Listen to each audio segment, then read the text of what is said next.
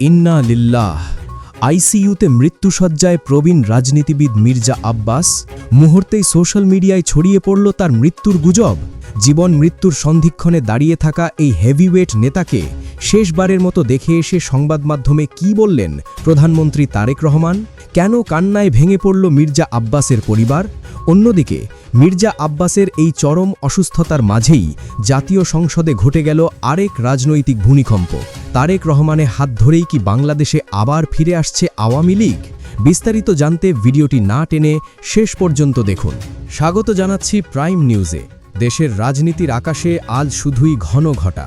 একদিকে ঢাকা ৮ আসনের নবনির্বাচিত সংসদ সদস্য ও বিএনপির স্থায়ী কমিটির সদস্য মির্জা আব্বাসের কোমাতে চলে যাওয়া, অন্যদিকে জাতীয় সংসদে বর্তমান সরকারের ভূমিকা নিয়ে তরুণ প্রজন্মের চরম ক্ষোভ। আজ আমরা জানাব মির্জা আব্বাসের বর্তমান শারীরিক অবস্থা এবং সংসদে ঘটে যাওয়া সেই রাজনৈতিক সমীকরণের অজানা তথ্য। গত বুধবার ইফতারের সময় ঘটে এই বিপত্তি। সামান্য পানি পান করতে গিয়েই হঠাৎ জ্ঞান হারিয়ে মাটিতে লুটিয়ে পড়েন মির্জা আব্বাস। মুহূর্তের মধ্যেই তাকে রাজধানীর এভারকেয়ার হাসপাতালে ভর্তি করা হয়। কিন্তু সময় যত গড়াচ্ছে পরিস্থিতি ততই জটিল হচ্ছে। মগজের জটিল সমস্যায় আক্রান্ত হয়ে বর্তমানে তিনি কোমাতে রয়েছেন এবং চিকিৎসায় কোনো সাড়া দিচ্ছেন না। শুক্রবার ১৩ই মার্চ দুপুরবেলা রাজধানীর এভারকেয়ার হাসপাতালে এক আবেগঘন পরিবেশের সৃষ্টি হয়, যখন সেখানে উপস্থিত হন স্বয়ং প্রধানমন্ত্রী তারেক রহমান।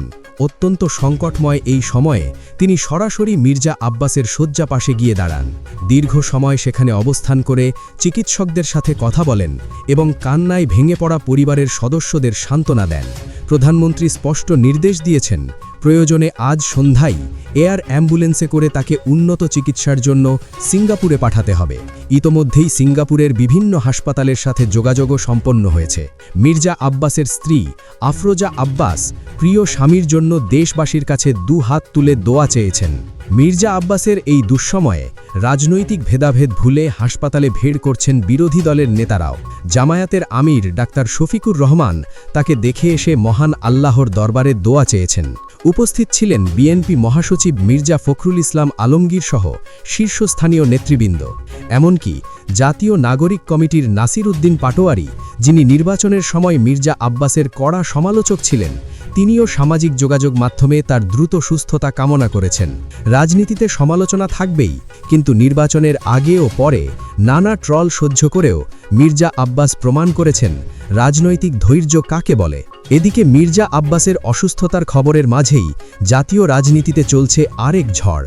রাজনৈতিক বিশ্লেষক এবং তরুণ প্রজন্মের একাংশ বর্তমান সরকারের ভূমিকা নিয়ে চরম ক্ষোভ প্রকাশ করেছেন। এক বিশ্লেষক আক্ষেপ করে বলেন, আজকে পার্লামেন্টে যা হয়েছে তা হলো তারেক রহমানের হাত ধরে বাংলাদেশের সাংবিধানিক ও আইনি পথে আওয়ামী লীগের পুনর্বাসনের সূচনা।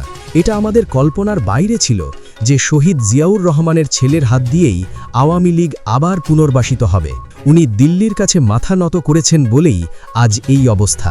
ওই বিশ্লেষক আরও বিস্ফোরক তথ্য দিয়ে বলেন, রাষ্ট্রপতি চুপ্পুর পদত্যাগের দাবিতে যখন আমরা মাঠে ছিলাম তখন শুধু বিএনপির কারণেই আমরা চুপ ছিলাম। সেনাপ্রধান ওয়াক্কারুজ্জামান সাহেবও আমাদের কাছে সময় চেয়েছিলেন। আমরা রাষ্ট্রের স্থিতিশীলতার জন্য ধৈর্য ধরেছিলাম।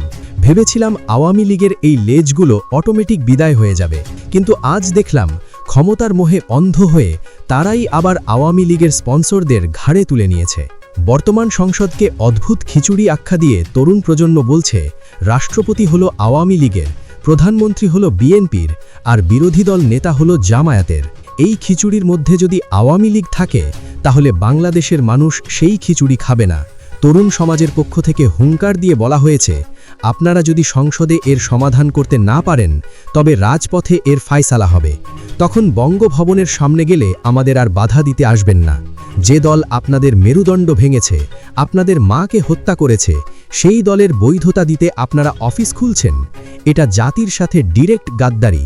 দর্শক, একদিকে প্রবীণ নেতা মির্জা আব্বাসের জীবন মৃত্যুর সন্ধিক্ষণ, অন্যদিকে বর্তমান সরকারের বিরুদ্ধে তরুণ প্রজন্মের এই চরম ক্ষোভ ও রাজপথের ফায়সালার হুঙ্কার।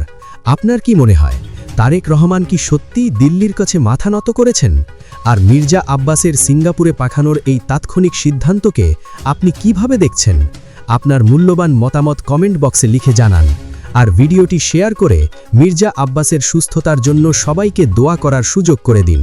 দেশের রাজনৈতিক প্রেক্ষাপটের সকল আপডেট সবার আগে পেতে চোখ রাখুন প্রাইম নিউজে। ধন্যবাদ।